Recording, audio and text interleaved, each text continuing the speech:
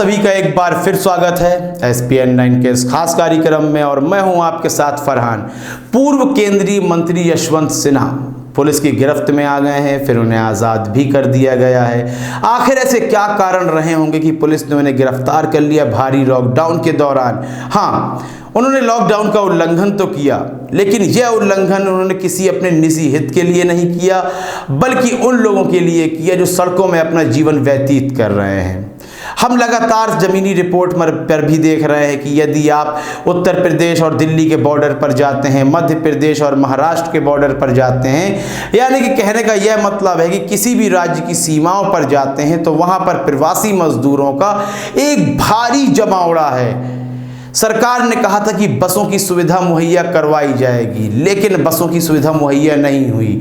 जहां 1000 बसों की बात की जा रही थी, वहां 10 से 20 बसें पहुंचती हैं। ट्रेन के टिकट भी कैंसिल कर दिए गए हैं, करीब जून तक आपको कोई टिकट नहीं मिल पाएगा। फिर आखिर ये प्रवासी मजदूर कहां जाएंगे? वापस नहीं लौट सकते हैं, हज़ारों किलोमीटर का सफ़र तय करके आए हैं अपने पैरों के द्वारा।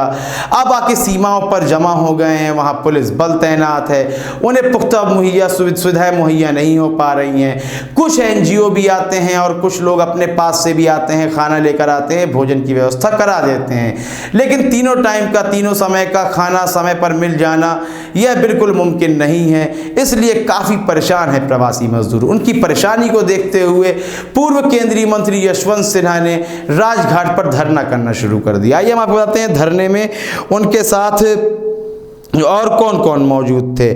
धरने में दिलीप पांडे और संजय सिंह, मनोज कुमार झा RJD के, संजय सिंह आम आदमी पार्टी के और दिलीप पांडे आम आदमी पार्टी के, यह भी मौजूद थे। लॉकडाउन के दौरान बिल्कुल मना किया गया है कि आप किसी प्रकार का धरना नहीं कर सकते हैं, यह अधिकार आपका छीन लिया जाता है। ऐसी परिस्थितियों में यह गलत नहीं है, छीना जाता है, लेकिन यशवंत सिंह धरना कर रहे थे, उन्हें गिरफ्तार कर लिया जाता है, उन्हें रिहा भी कर दिया गया है। फिर भी धरना करने की आवश्यकता इसलिए पड़ी कि प्रवासी मजदूरों को जो सुविधाएं देने की बात कही गई थी वह सुविधाएं अभी तक मुहैया नहीं करवाई गई हैं। पैसे देने की बात की जा रही थी, 20 लाख करोड़ का एक बड़ा बजट भी निकाल दिया गया। उसके बाद भी राज्यों की सीमाओं पर यह भीड़ बिल्कुल बताती है कि आपके बजट में कहीं ना कहीं कमी है।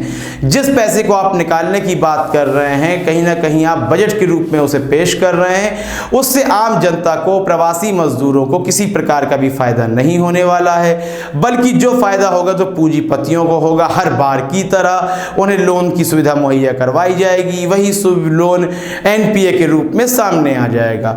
यशवंत सिन्हा को पुलिस ने गिरफ्तार किया है, इस पे हम बिल्कुल खेद नहीं जताएंगे क्योंकि आपने लॉकडाउन का उल्लंघन किया है। लेकिन यशवंत सिन्हा का ये जो धरना था, ये धरना करने गए थे, क्या इस पर सरकार को अब सचेत हो जाना चाहिए, कोई संज्ञान लिया जाना चाहिए?